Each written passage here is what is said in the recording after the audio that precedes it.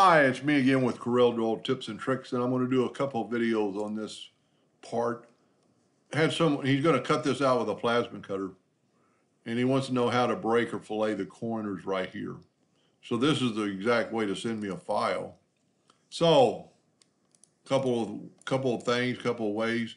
Take your shape tool and grab that node and right-click and break it apart. And then that is broken apart and you could replace it or change it. But let's back up here. Let's just put a little fillet or roundness on it. Go up to Windows, Dockers, Corners, and set it on whatever you want. Let's say 1/2 of an inch. And it actually shows you when you select it and go over here.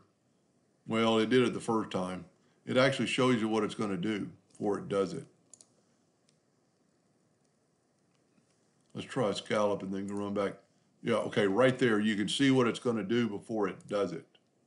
Now you can change that, to a 1/4 inch or, 0.25.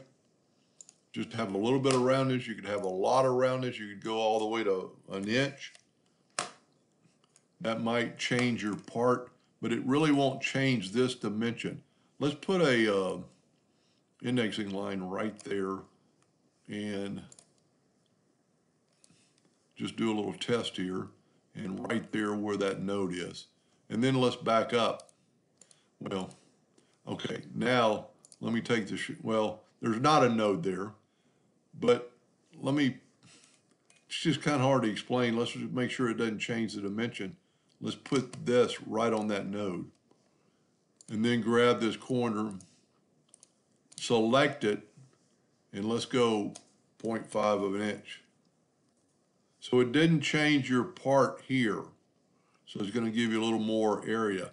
He also asked me a question how I would draw this part. And without the dimensions, I'll just have to make something up, but that'll be part 2 of this. So if you're interested, please stay tuned. Thank you for watching.